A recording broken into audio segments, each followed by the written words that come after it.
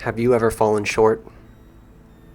Have you ever come so close to accomplishing something you set out to complete, just to end up face planting at the finish line?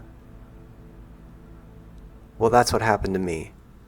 2 Pokemon away from the Sinnoh League crown, I wiped to Cynthia. I got careless. I misplayed. I failed.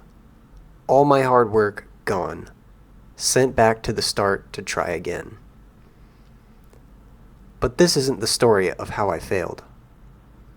I'm Ninesdead, and this is the story of how I turned my failure into the closest flawless run possible. This is how I nearly perfected the Pokemon Platinum Hardcore Nuzlocke. If you don't know what a Hardcore Nuzlocke is, here's a quick breakdown of the rules. If a Pokemon faints, it's considered dead.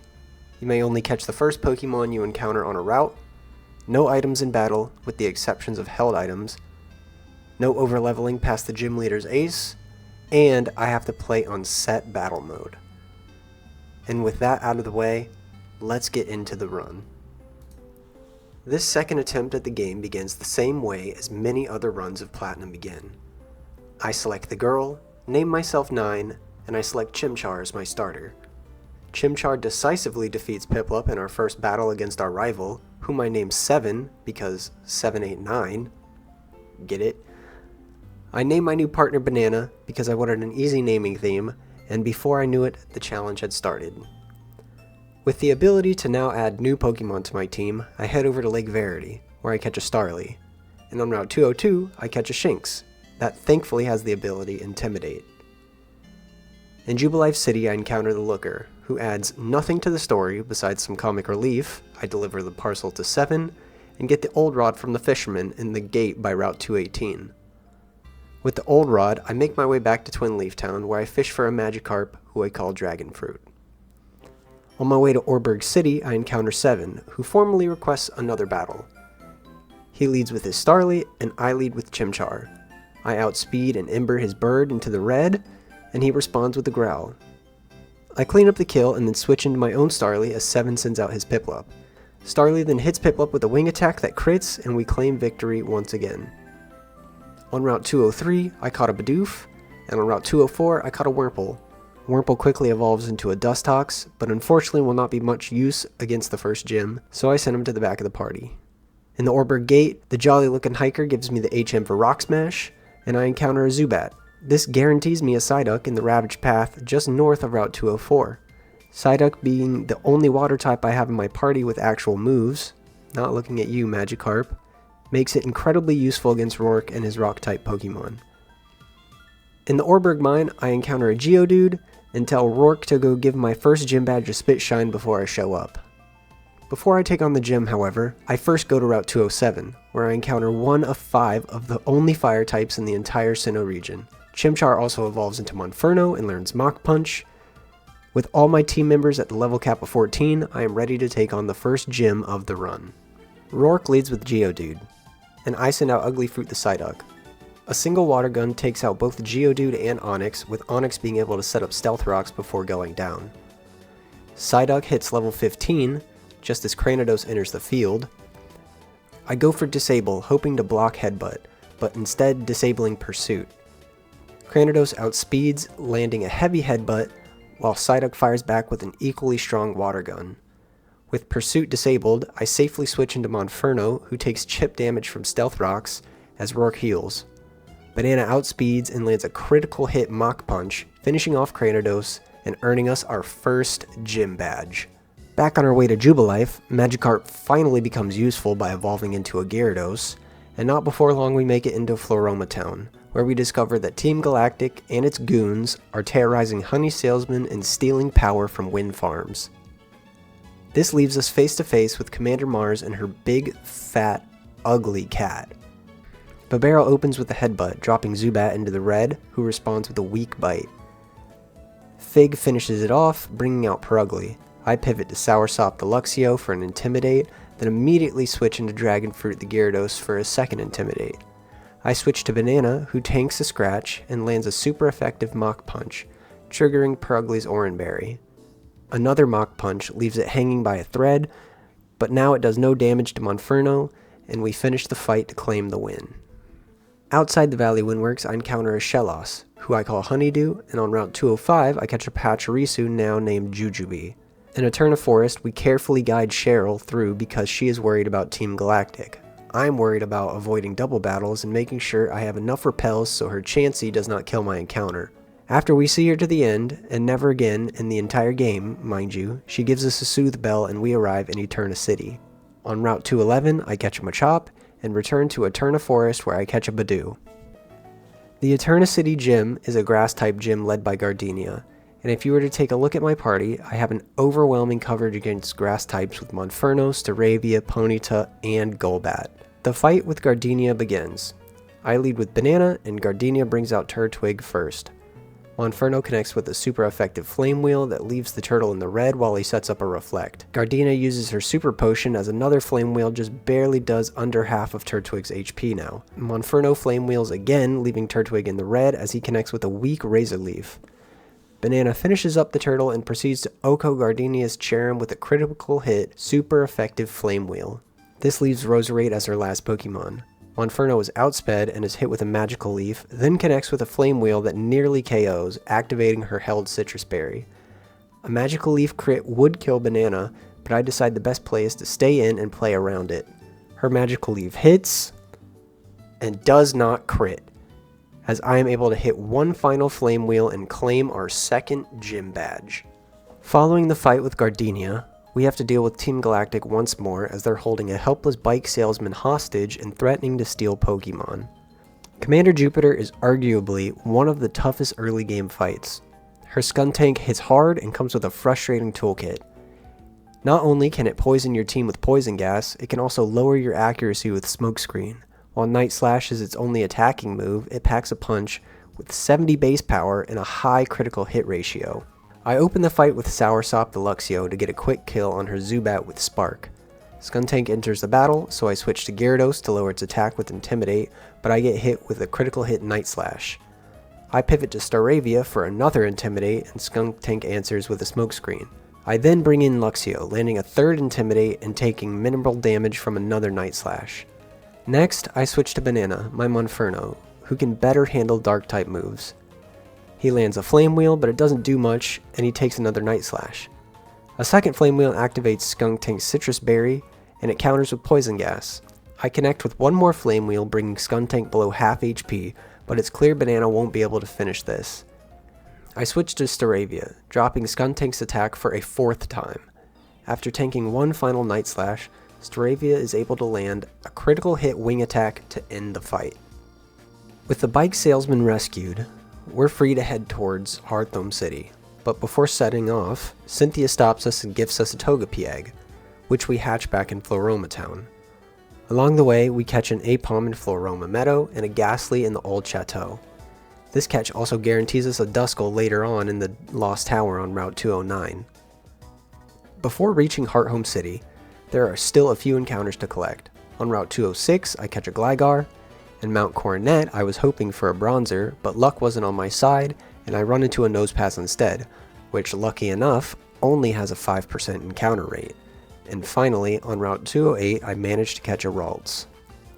In Hearthome City, Bebe gives us an Eevee, an incredibly useful addition to the box that will prove very valuable down the line. My team for Fantina is built with Mismagius in mind. Her ace is absolutely no joke, boasting 105 speed, 105 special attack, and 105 special defense. To counter that, Gyarados will be a key player in this battle. Thanks to his high attack stat and the ability to outspeed Fantina's ghost types, besides her Mismagius, he can deal serious damage with super effective bites, making him a major threat to her team. I open the battle with Gyarados, aiming to quickly handle Fantina's Duskull while also pushing Dragon Fruit just over the level 27 mark for a slight statistical edge. The plan works. Duskull goes down and Haunter follows shortly after, both falling to Gyarados' bite. That brings out her ace, Mismagius. Knowing she'll outspeed, I go for a bite anyway. Mismagius hits Gyarados with Confuse Ray, but he shrugs it off and lands a solid bite, bringing her down to a quarter HP. That triggers her Citrus Berry, healing her back to half. To reset Gyarados' confusion, I pivot into Fig the Bibarel dodging a Shadow Ball in the process, but when I switch back, Miss Magius fires off another Confuse Ray. I repeat the switch tactic to shake the confusion again, and Dragon Fruit comes back in, tanking a magical leaf like a champ. Miss Magius tries to confuse him again, but Dragon Fruit powers through, unshaken, unfazed, and lands with the final bite, securing the win and earning us our third gym badge of the run. With our next gym badge still a ways off, we've got some time to explore, pick up a few new encounters, and take on our rival one more time in another battle. The road ahead is a good opportunity to strengthen my team and prepare for the mid-game. In the Hearthome City gate, Seven is waiting for us, and boy does he want to run it back. He opens the fight with Staravia, and I lead with Luxio, both of us triggering Intimidate and lowering each other's respective attack stat. Staravia starts setting up double teams while I use the opportunity to have Soursop charge, boosting his special defense. Staravia stacks a second double team, but it doesn't matter. Luxio cuts through the evasion with a charge boosted spark and scores the KO. Next up is Ponyta, so I switch to Gyarados, who tanks a weak Ember. 2 solid bites are enough to take down the fiery foal. Seven then brings out his Piplup. Gyarados opens with a bite that does a little damage. Prinplup uses Growl to lower my attack stat, so I switch strategies.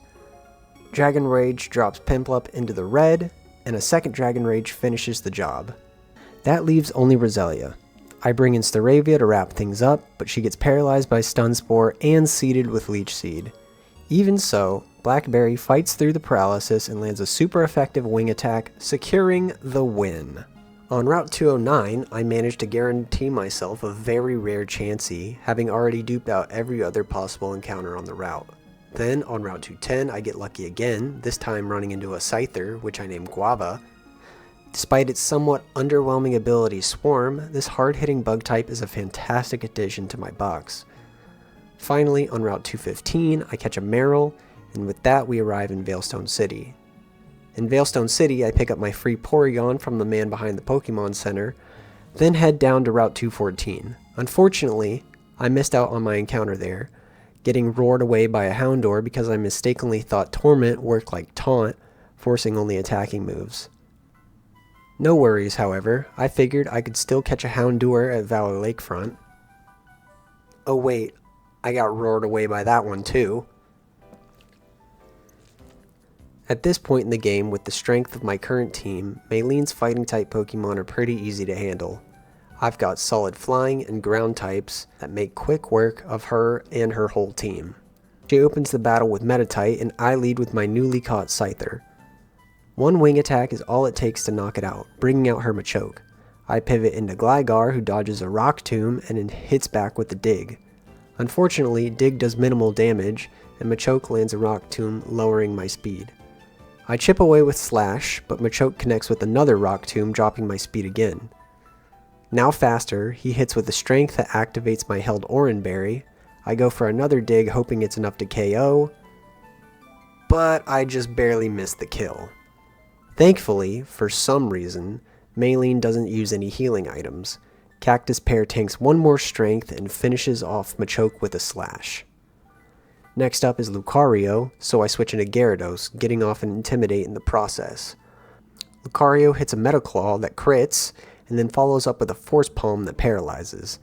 Despite the paralysis, Dragon Fruit powers through and lands a Dragon Rage.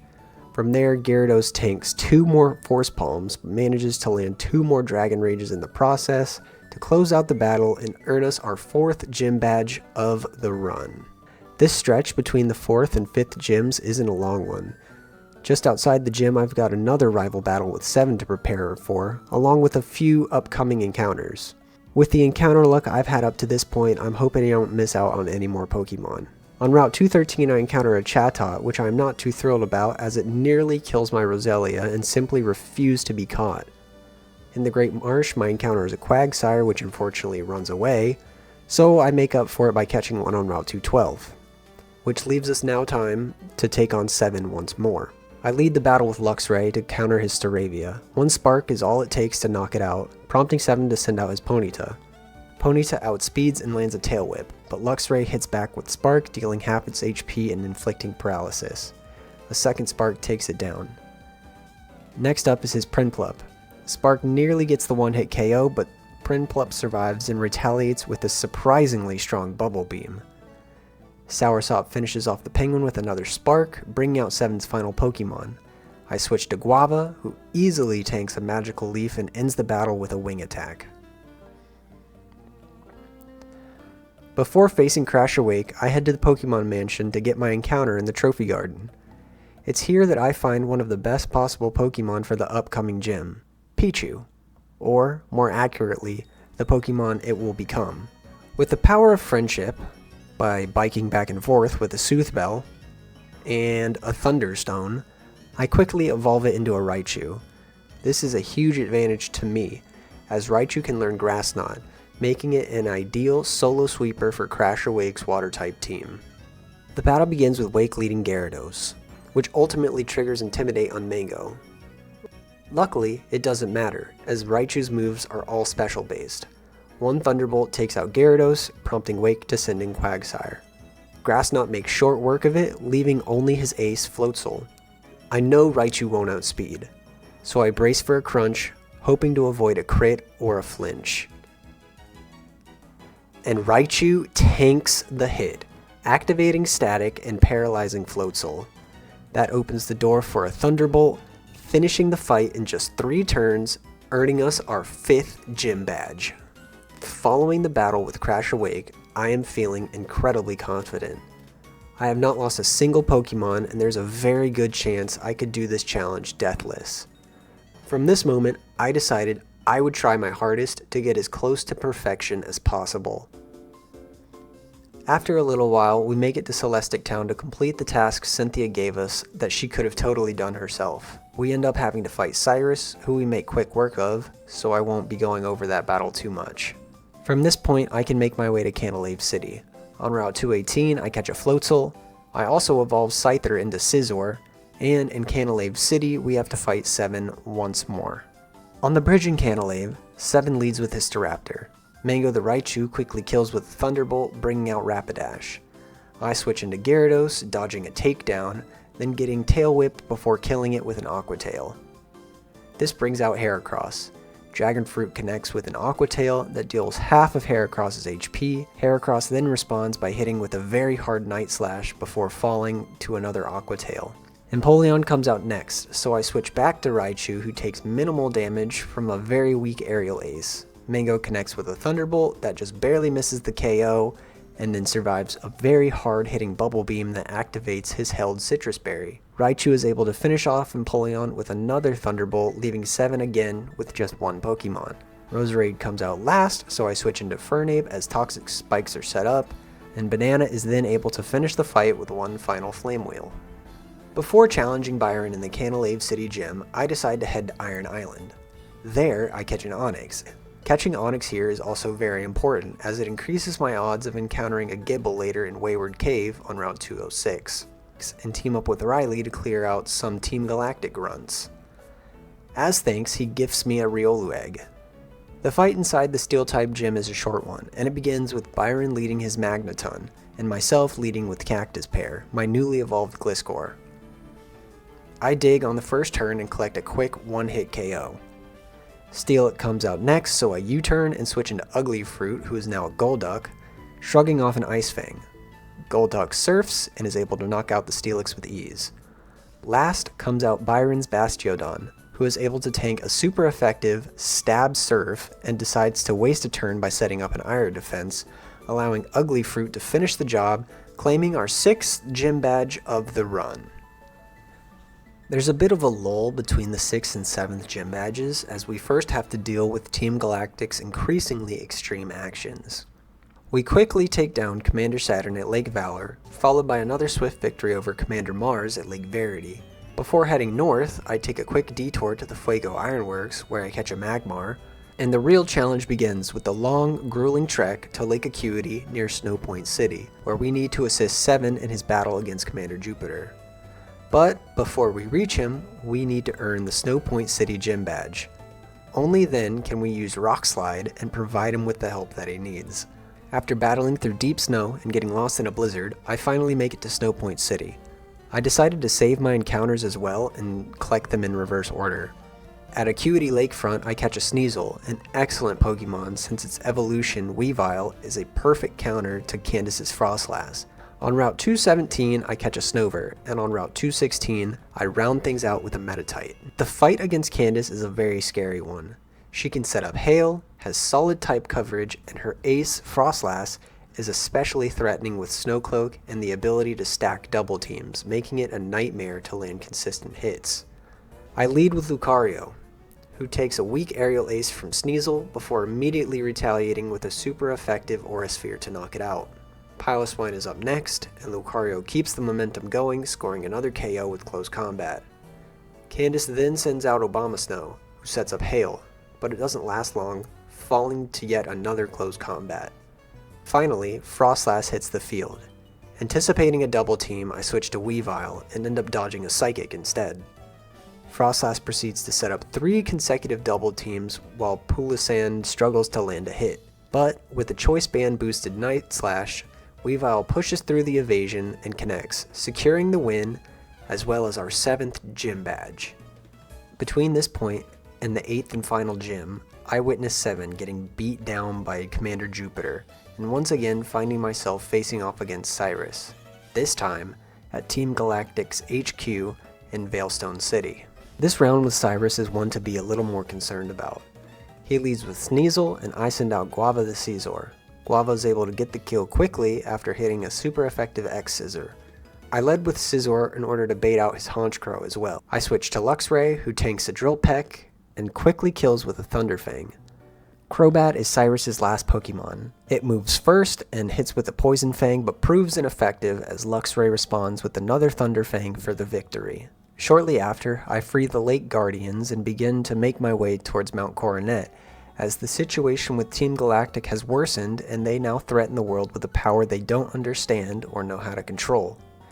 At the top of Mount Coronet at Spear Pillar, Seven and I are easily able to take care of Mars and Jupiter.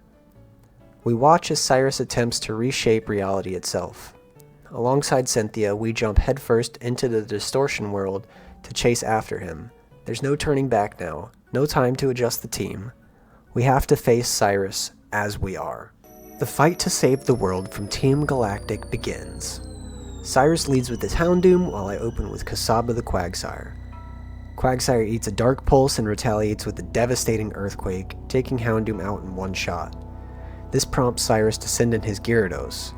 Anticipating an Earthquake, I switch into my own Gyarados, but instead I get clipped by a soft Waterfall. Needing to lower Gyarados' attack, I pivot to Luxray. From there, I bounce between Dragon Fruit and Soursop a few times, dodging Earthquakes and controlling the field. After the final switch, I commit, setting up 4 Dragon Dances. A bite nearly takes out Cyrus' Gyarados, but leaving it hanging on in the red. He uses this chance to heal, giving me time for one more Dragon Dance. Another bite barely misses the KO, but the third one seals it. Next up is his Honchkrow, who doesn't stand a chance and gets OHKO'd by a super effective Ice Fang. Cyrus then brings out Weavile. Knowing Dragon Fruit won't do much, I swap to Infernape. Taking chip damage from a Fake Out, then shrugging off an Ice Punch before obliterating Weavile with a powerful close combat.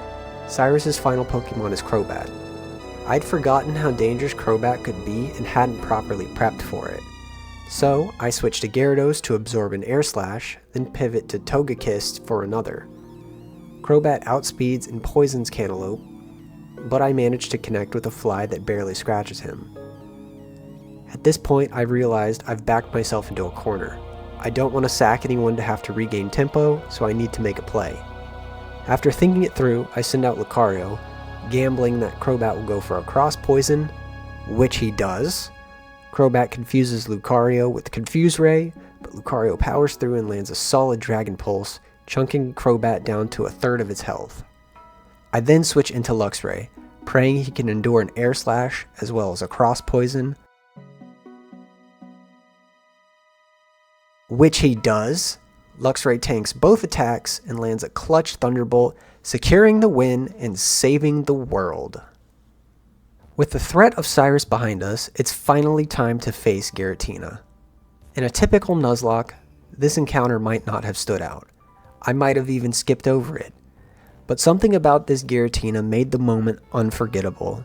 This encounter would forever etch itself into my memory, marking this run as something truly special.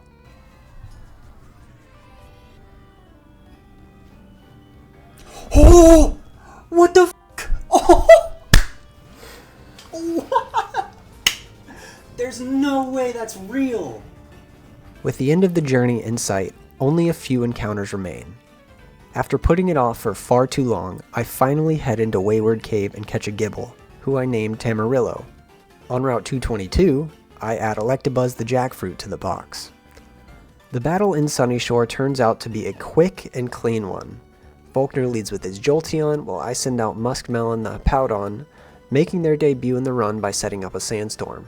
With the field now in my favor, I switch into Tamarillo the Garchomp.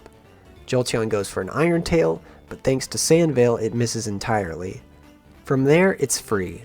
With 4 Choice Scarf boosted Earthquakes, Tamarillo sweeps his entire team, securing our 8th and final gym badge. Victory Road happens to be a breeze, and before long we arrive at the Pokemon League ready to take the throne. But before we can move forward, 7 challenges us to one final battle, one final test against the person we started this journey with. As expected, 7 opens with his Staraptor, and I counter with my freshly evolved Electivire. Electivire lands a heavy Thunder Punch, dropping Staraptor to just 1 HP. Staraptor retaliates with a critical hit U-turn, escaping and switching into Snorlax. I use the opportunity to switch into Gyarados, dodging the incoming Earthquake. On the next turn, I set up a Dragon Dance while Snorlax hits back with a light Body Slam. I go for a second Dragon Dance, but this time Snorlax paralyzes Gyarados with another Body Slam. Despite the paralysis, Dragon Fruit powers through and takes out Snorlax with a Waterfall. Next up is Seven's Heracross. I forget it knows Rock Slide and mistakenly leave Dragon Fruit in, which causes him to take super effective damage, but he survives and manages to land a Waterfall, just enough to get the KO. Staraptor returns, still hanging on at 1 HP. It happens to land a critical hit Aerial Ace that nearly takes out Gyarados, but Dragon Fruit clutches it out and finishes Staraptor. I then switch into Garchomp, who is able to finish the fight with 3 consecutive Earthquakes. Only 5 fights remain. The end is in sight, and I can see the crown. I've returned to where I failed. I'm ready, I'm prepared, and I have a much stronger team this time around. Due to the fact I have taken this run deathless so far, I have the freedom to build whatever team I want with my box. After careful consideration, my final squad consists of this: Banana the Infernape, Dragon Fruit the Gyarados, Tamarillo the Garchomp, Jackfruit the Electivire, Guava the Scizor, and finally Starfruit, who I chose to evolve into Leafeon and is making their first appearance of the run in its most crucial spot. I also chose Leafeon here because it gives me Grass-type coverage, and with Leafeon's defensive bulk, I can do Baton Pass setups with Swords Dance. My team is one of pure physical power, and I am hoping that their strength can be fully displayed. The shades go on, and now it's time to take on the Pokemon League. Aaron the Bug-type specialist is up first. He opens with Yanmega, while I lead with Banana. Thanks to Banana's speed, a quick flamethrower takes out Yanmega instantly. This prompts Aaron to send out Drapion. I go for a U-turn and pivot into Dragon Fruit, who intimidates to weaken Drapion's defense. Dragon Fruit shrugs off an Aerial Ace and Cross Poison, then sets up a Dragon Dance. I follow up with a second Dragon Dance, and a powered up Waterfall easily finishes off Drapion. From there, Dragon Fruit sweeps the rest of Aaron's team. An Ice Fang takes out Vespiquen, and back-to-back Waterfalls brings down Heracross and Scizor, sealing the win. Bertha, the Ground-type expert, is up next. She leads with Whiscash, and I send out Starfruit. On turn 1, I set up a Swords Dance, while Whiscash kicks up a Sandstorm. I go for a second Swords Dance and then tank an Earth Power. After a third Swords Dance, I attempt to Synthesis, only to realize that Sandstorm reduces its healing abilities just to a quarter of my HP. I decide to Baton Pass into Dragon Fruit, now carrying a +3 attack boost, and to ensure I outspeed Bertha's Gliscor, I play it safe, adding on one more Dragon Dance. Finally, fully set up, Dragon Fruit proceeds to sweep Bertha's entire team with 5 straight waterfalls, clearing the field with ease. Flint, the Fire-type user, is third in this challenge, and surely his Pokemon will stand some chance. Yeah, so anyways, Lucian is the last Elite Four member, and is truly one of the most difficult fights in the game. His Psychic types are fast and pose serious issues to my physical attackers. I lead the fight with Infernape, who is obviously very weak to Psychic types. Lucian sends out Mr. Mime. Banana U-turns, killing Mr. Mime and allowing Electivire to switch in. Switching in Electivire here baits out Bronzong, who has Earthquake. I anticipate this and switch into Dragon Fruit. I proceed to set up 2 Dragon Dances, followed by Bronzong also setting up 2 Calm Minds. I understand that Waterfall is a range to kill, so I go for it anyway. And it barely misses, leaving Bronzong with just 1 HP. Bronzong retaliates with a Psychic that somehow hits for way less damage than I anticipated, and knowing that Lucian is going to heal, I use the turn to set up one final Dragon Dance. From here, the fight is over. I waterfall the rest of his team to death, opening the path to the champion, marking this as one of the easiest Elite Fours I have ever attempted. I entered the champion's chambers confident. I'm ready. I've returned exactly to the point of where I failed, and this time I'll make sure it doesn't happen. I lead the fight with Electivire, who opens with a light screen. Jackfruit is then immediately hit with a Dark Pulse crit, and I start to panic. I switch in Starfruit, who absorbs a Shadow Ball with decent composure, though it comes at the cost of a special defense drop. I brush it off, trusting in Leafeon's defensive bulk. I decide to go for a Swords Dance, hoping to set up a clean baton pass, but then everything falls apart. Spiritomb responds with a Silver Wind that crits, something I never expected to be fatal. In an instant, Starfruit is gone. My chance at perfection is wiped away, and I begin to get flashbacks to the Cynthia before. Dragon Fruit is sent out, fueled by the grief and rage of losing one of his teammates. Gyarados proceeds to set up 3 straight Dragon Dances, shrugging off any damage that Spiritomb is trying to do to it. With the power of anger on his side, Dragon Fruit demolishes Spiritomb with a waterfall. Togekiss follows, and with a chance for the kill, Gyarados gets the kill with Ice Fang. Dragon Fruit easily kills Lucario with Waterfall, and proceeds to make her ace Garchomp look as if it never belonged on the field in the first place. Milotic attempts to salvage Cynthia's pride as it tanks a bite, but is flinched and killed on the next turn. With Roserade last, I am running a victory lap. A journey that has come full circle now proceeds to its end. Gyarados ends the fight with one final Ice Fang, crowning us as the Sinnoh League champions and winning us the run. I wanted to take a moment and reflect on the strides I have made as a Nuzlocker. Although it is just a vanilla game, being able to nearly complete a second attempt deathless, I cannot describe how proud I am of myself and how excited I am for the future of my runs. If you've made it this far in the video, thank you so much for watching. Pokemon Platinum is my favorite game of all time, and it was truly a fun challenge, and I loved the result of it. If you enjoyed the video, I would appreciate it if you could like the video and subscribe to the channel. I also stream these runs on Twitch all the time, so follow me over there as well. I'll be leaving links to these in the description below. Stay tuned for more Nuzlocke challenges, and I will see you all in the next one.